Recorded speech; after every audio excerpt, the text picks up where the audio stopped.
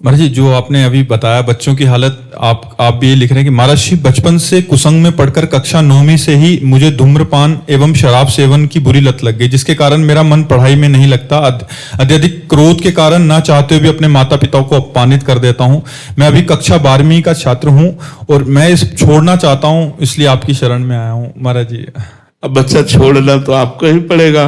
हम तो आपसे निवेदन कर सकते हैं कि आज वृंदावन आए हो, अगर थोड़ा भी आप हम पर श्रद्धा रखते हैं तो हमारे सामने खड़े होकर के आप एक कसम खाइए कि आज के बाद शराब नहीं पिएंगे। मैं आपके सामने खड़े होकर कसम खाता हूँ कि मैं आज के बाद कुछ भी शराब वगैरह, धूम्रपान या गलत चीजों की बहुत सेवन नहीं करूंगा। भगवान सहयोग करेंगे, भगवान सहयोग करते हैं। दूसरी बात, एक हमारी प्रार्थना मान लीजिए, रोज अपने माता पिता के चरण छूजिए। जी गुरुजी। छुएंगे? जी पक्का? पक्का। ठीक। तीसरी बात आप हमारी मान लीजिए, 24 मिनट राधा नाम जप करेंगे। जी। घड़ी से देखकर 24 मिनट एकांत में राधा नाम जप करेंगे। जी। इस समय आप जो मनावे धर्म के अनुसार करो कार्य और पढ़ाई करो, नशा न करना। 24 मिनट राधा नाम, रोज माता पिता के चरण छूना और कोशिश करो ब्रह्मचर्य नष्ट ना होने पावे। जब तक ब्याह ना हो, फिर आप देख लो आपका जीवन कितनी जल्दी उन्नतिशील हो जाएगा। ठीक है जी। चलो, भगवान की कृपा ना होती तो आप हमारे पास आते ही नहीं। भगवान की कृपा आप पर है तो उसका रसास्वादन कीजिए। ठीक है जी महाराज। हाँ, आज के बाद गलती करना मत। ठीक है? ठीक है महाराज जी, आज बहुत सारे बच्चों की यही हालत है महाराज जी। काफी जने आपको सुनते हैं महाराज जी, आपकी तरफ से निरंतर इस बात पे जोर दिया जाता है कि व्यसन से मुक्त हुआ जाए, माता पिता की सेवा। और बट महाराज जी, बहुत ऐसा ही, ये तो एक उदाहरण था महाराज जी, ऐसे हजारों लाखों बच्चे महाराज जी इसी गर्त में जा रहे हैं। बचपन से ही स्कूल शिक्षा स्तर से ही, फिर कॉलेज में, फिर अब इसमें देखो, संत महात्माओं के प्रति पहले तो अश्रद्धा प्रकट कर दी गई है समाज में।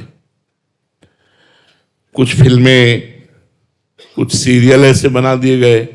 दूसरी बात, कुछ ऐसी गंदी बातें हो गई जिससे संतों के प्रति अश्रद्धा हो गई।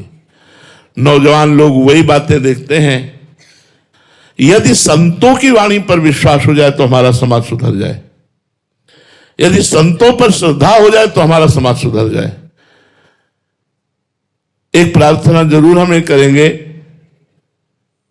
कि अगर नकली नोट है तो असली नोट उसका होता है, असली वर्जन होता है उसका।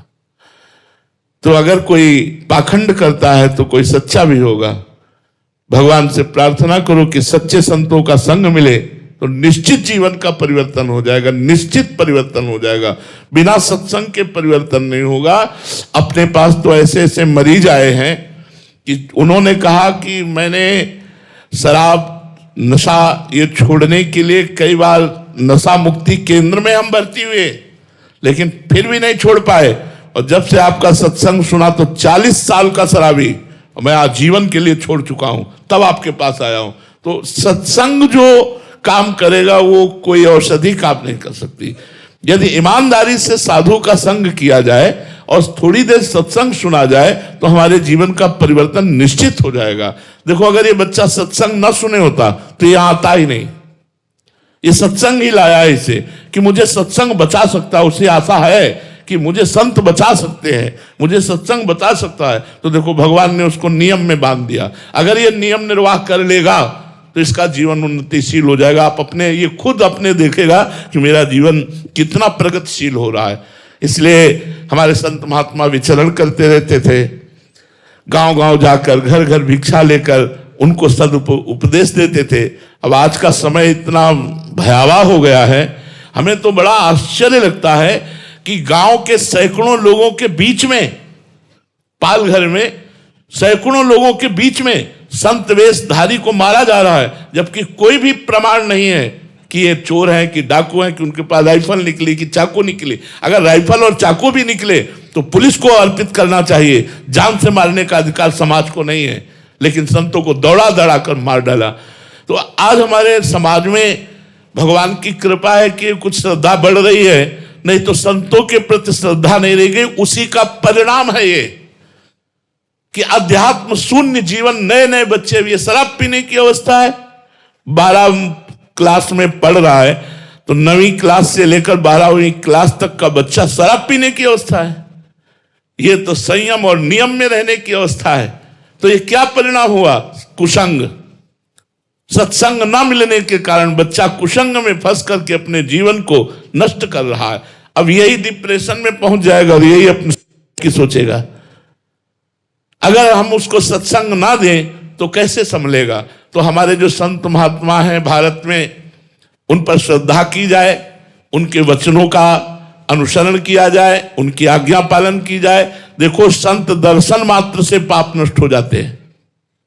कहीं संतों का चरण धोवन मिल जाए, कहीं अपने घर में संतों का चरण धोवन करके, छिड़क करके, आरती पूजा करके उनको भोजन पवा दिया जाए। अरे यही सब मंगलकारी, गृहस्थों के मंगलकारी बच्चों पर प्रभाव डालते हैं। हम लोग जब बच्चे थे तो सन्यासी महात्मा जन हमारे यहाँ आया करते थे, तो दूर से जी देखे दंड लिए आ रहे, तो दौड़ाते पिताजी, दौड़ दौड़ देखो संत आ रहे हैं, साष्टांग दंडवत।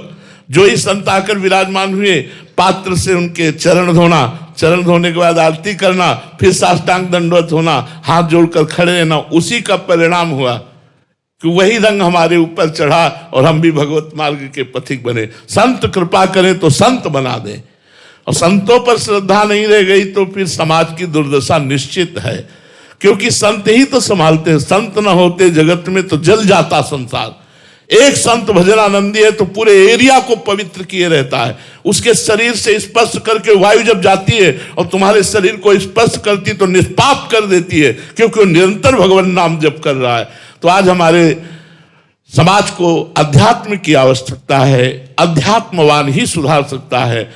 संत जन भिक्षा मात्र पा करके और उपदेश करते तो समाज का कल्याण कर देते थे। भिक्षा और शिक्षा हमारा संबंध है। गृहस्थ से भिक्षा और विरक्त से शिक्षा।